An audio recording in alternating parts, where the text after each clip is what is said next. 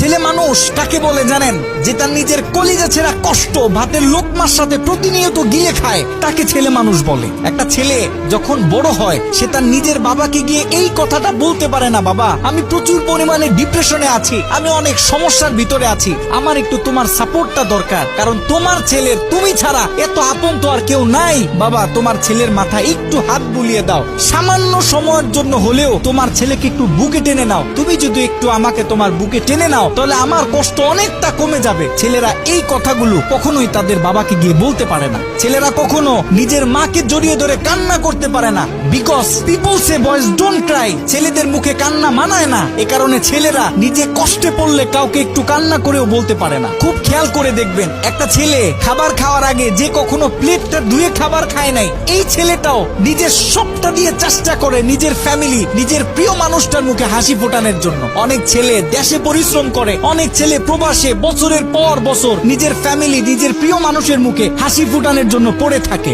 দিন শেষে ছেলেদের মুখে হাসি ফোটানোর মতো কাউকে পাওয়া যায় না। আমি মনে করি boys are the best actor in the world. এই পৃথিবীতে ছেলেরা হচ্ছে সব থেকে বড় অভিনেতা।